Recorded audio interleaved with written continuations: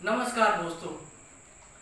जैसे कि आपको पता है हिंदुस्तान और चाइना के बीच में बॉर्डर को लेके जो आपस में तनाव बने हुए हैं, उन तनाव को मद्देनज़र रखते हुए जो हिंदुस्तान ने जो डिसीज़न लिया है कि हम चाइना के साथ जो ट्रेड है उसको मिनिमम कर देंगे। तो सबसे पहले हमें ये जानना ज़रूरी है कि चाइना और हिंदुस्तान का जो ट्रेड है वो किस लेवल पे होता है। चाइना किस लेवल पे ट्रेड करता है और हिंदुस्तान किस लेवल पे ट्रेड करता है। ये सब जानने के लिए हमें इसकी जो हिस्ट्री है चाइना की और हिंदुस्तान की हिस्ट्री ट्रेड को लेके वो किस तरह से रही है वो मैं आपको बताऊंगा। और ये मेरे वीडियो का पहला पार्ट है जिसमें मैं आपके साथ बैकग्राउंड की बात करूंगा और हमारे बीच जो चाइना और इंडिया के बीच में इंपोर्ट और एक्सपोर्ट होता है वो चाइना का एक्सपोर्ट जो है वो चीप क्यों है और हिंदुस्तान का एक्सपोर्ट जो है वो कॉस्टली क्यों है। इन सब बातों को मैं आपको वीडियो जैसे आगे आगे बढ़ता जाएगा मैं आपको बताऊंगा। तो ये थोड़ा आज हम इसका फर्स्ट पार्ट करेंगे। नेक्स्ट पार्ट में मैं आपको बताऊंगा कि चाइना को हमने बायकॉट तो किया, ठीक, लेकिन उससे हमें क्या फ़ायदा होगा, क्या नुकसान होगा, क्या जिन चीज़ों को हमने चाइना से बायकॉट किया है उनकी रिप्लेसमेंट है हमारे पास या नहीं है। तो सबसे पहले मैं आपको बताऊंगा कि इस वीडियो में कंटेंट जो है क्या क्या मैं आपको सबसे पहले पढ़ाऊंगा। तो सबसे पहले मैं बैकग्राउंड की बात करूंगा जिसमें हम इकोनॉमी के ऊपर बात करेंगे, उसके बाद इंफ्रास्ट्रक्चर को लेके बात करेंगे और फिर सेक्टर्स को लेके बात करेंगे। ये होगा हमारा फर्स्ट पार्ट जिसमें बैकग्राउंड आएगा।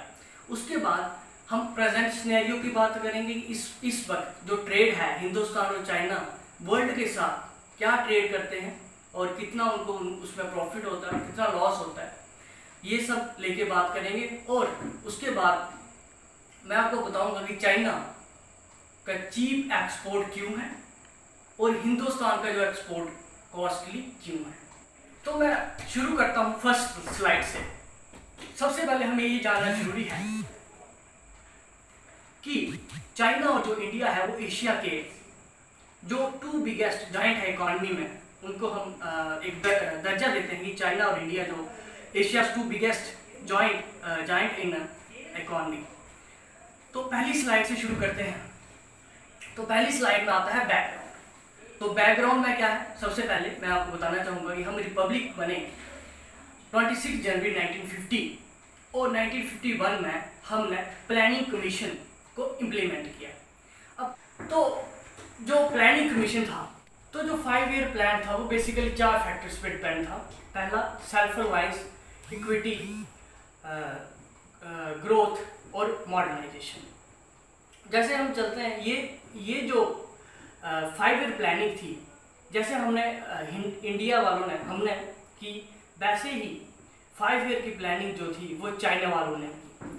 उनका जो 5 ईयर प्लान जो इम्प्लीमेंट हुआ वो 1953 में और हमारा हुआ 1951। तो सबसे पहले दोनों देशों ने क्या किया, प्राइमरी सेक्टर पे काम करना शुरू किया। और जो आइडिया था प्लानिंग कमीशन का वो हमें सोवियत यूनियन से आया था। तो जब दोनों देशों ने प्राइमरी सेक्टर पे काम करना शुरू किया तो प्राइमरी सेक्टर में क्या था, जैसे फार्मिंग होगी, फिशिंग होगी, प्रोडक्शन हो गया रॉ मटेरियल का। तो इन सब काम जो थे वो शुरुआत में हमने इकोनॉमी को, इन सब कामों को लेके हमने अपनी इकोनॉमी को बढ़ाया। बात करते हैं इकोनॉमिक वर्क की। इसमें क्या हुआ कि जब 1978 में जब रेवोल्यूशनरी लीडर की डेथ हुई तो फिर वहाँ पे चाइना में नए लीडर्स की इमरजेंस हुई। तो जो नए लीडर्स थे उन्होंने क्या किया, फॉरेन इन्वेस्टमेंट के लिए उन्होंने एक्सपोर्ट और इम्पोर्ट था वो आसान कर दिया, जिसकी वजह से क्या हुआ कि फॉरेन की कंपनीज ने चाइना में इन्वेस्टमेंट करना शुरू कर दिया और उससे क्या हुआ कि उससे ऑटोमेटिकली उनकी ग्रोथ होना शुरू हो गई। लेकिन अब भारत की बात करते हैं तो भारत ने ऐसा कुछ काम नहीं किया जिसकी वजह से हमें फॉरेन से इन्वेस्टमेंट आए और हमारी जो वेल्थ है वो इंक्रीज हो। बात करते हैं इंफ्रास्ट्रक्चर इनिशिएटिव की। इसमें क्या था, चाइना ने अपनी इंफ्रास्ट्रक्चर पे हैवी इन्वेस्टमेंट करना शुरू कर दिया। इंफ्रास्ट्रक्चर पे क्या किया उन्होंने नई इंडस्ट्रीज और कंपनीज बनाना शुरू कर दिया। इससे क्या हुआ, इससे जो लोग थे उनको जॉब्स मिलने लगे और बेरोजगारी चाइना में कम होने लगी। 50 साल के बाद जब एवरी इन्वेस्टमेंट हमने इंफ्रास्ट्रक्चर पे कितना किया, जब उसका हमने जायज़ा लिया तो हमें पता चला कि हमने तकरीबन 3% जो है वो अपने जीडीपी का इन्वेस्टमेंट किया है इंफ्रास्ट्रक्चर पे। हालांकि हमें कितनी ज़रूरत थी, 6.5%। उसके बाद अगर हम चाइना की बात करते हैं तो चाइना ने अपनी जीडीपी का तकरीबन 9% इन्वेस्टमेंट किया है। हालांकि उसको कितना करना था, उसको करना 6.5%। अगर वो इतना इन्वेस्टमेंट करता फिर भी उसकी जीडीपी ग्रो कर जाती, लेकिन चाइना ने इंफ्रास्ट्रक्चर को लेके ज़्यादा इन्वेस्टमेंट किया ताकि ज़्यादा जॉब्स क्रिएट हो। ज़्यादा जॉब्स क्रिएट होने की वजह से क्या हो, लोगों को ज़्यादा जॉब्स मिले, पैसा आए, फॉरेन की इन्वेस्टमेंट आए, जिससे जो है देश डेवलप करे और उनकी इकॉनमी इंप्रूव हो। बात करते हैं प्रेजेंट सिनेरियो की। जैसे कि मैं प्रेजेंट सिनेरियो डिस्कस करूंगा उससे पहले मैं आपको 1995 की बात बताता हूँ। चाइना ने उस समय चाइना का एक्सपोर्ट और इंपोर्ट था, उसकी टोटल जो वैल्यू थी वो थी 280.9 बिलियन डॉलर्स और 3% जो वो ग्लोबली ट्रेड करता था। आते आते चाइना ने 2018 कि उसकी जो जीडीपी है वो एकदम से जंप कर गई और वो पहुंच गई 4.6 ट्रिलियन डॉलर्स और 12.4% ऑफ ग्लोबल ट्रेड।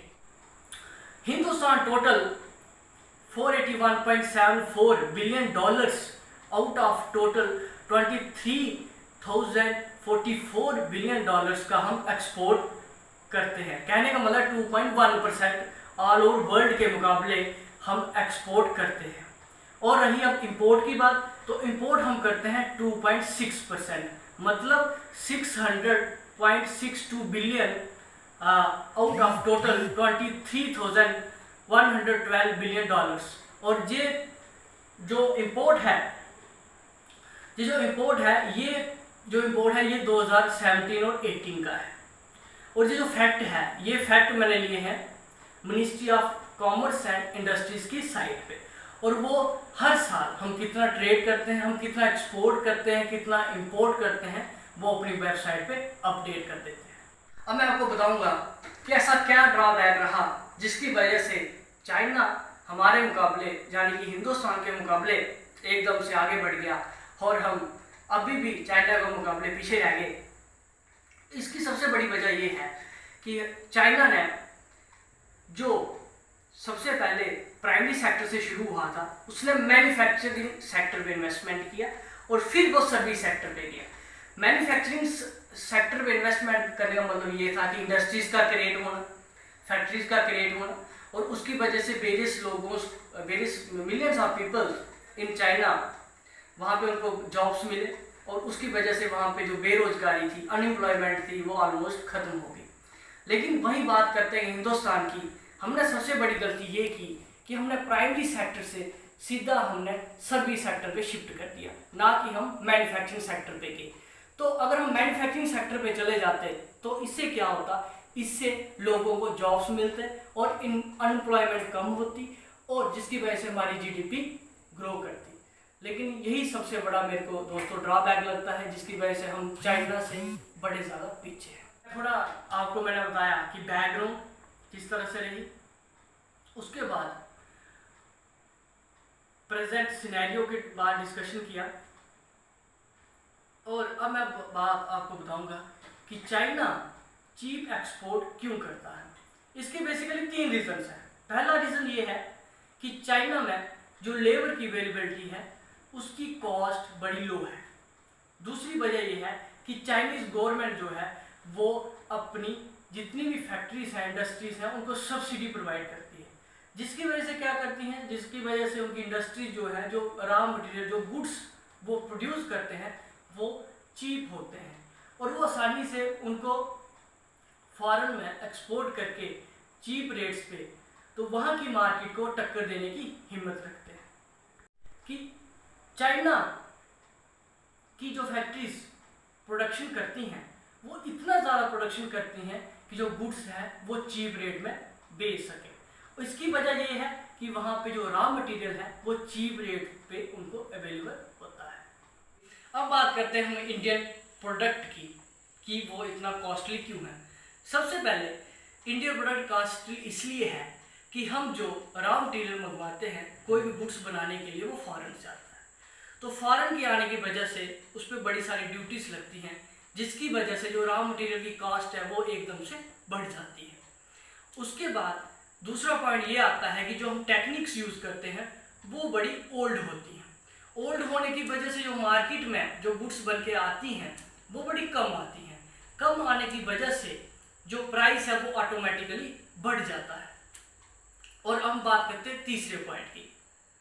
तीसरा पॉइंट जो है वो ये है कि जो प्रोडक्शन है, जो गुड्स की प्रोडक्शन करने की जो कास्ट है वो बहुत ज़्यादा होती है। तो ये था थोड़ा सा, एक आपको ऊपर से एक आइडिया लग जाए कि हिंदुस्तान और चाइना का जो एक्सपोर्ट और इंपोर्ट होता है उसमें कितना डिफरेंस है।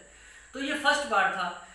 नेक्स्ट पार्ट जो है वो नेक्स्ट वीक मैं अपलोड करूँगा और मैं आपको बताऊँगा कि हमें चाइना और इंडिया को बाइकआउट करने की क्या ज़रूरत पड़ी, हमने क्यों बाइकआउट किया, और हमने जिन जिन चीज़ों को लेके बाइकआउट किया क्या हमारे पास उनकी रिप्लेसमेंट के लिए कोई और प्रोडक्ट है।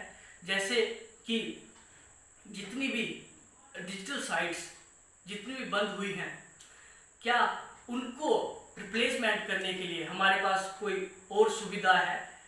तो ये सब जो डिस्कशन है, ये सब टॉपिक हैं, इनको मैं अच्छे से एलैबोरेट करूँगा अगले पार्ट में। सो ये जो वीडियो है अब हम इसको कहाँ पे यूज़फुल, मतलब ये मैक्सिमम जो पेपर्स होते हैं जितने भी यूपीएससी लेवल के, स्टेट लेवल पे, जहाँ सेंट्रल लेवल की जितनी पोस्टें आती हैं वहाँ पे हम इसको नॉलेज को यूज़ करके अच्छा स्कोर कर सकते हैं।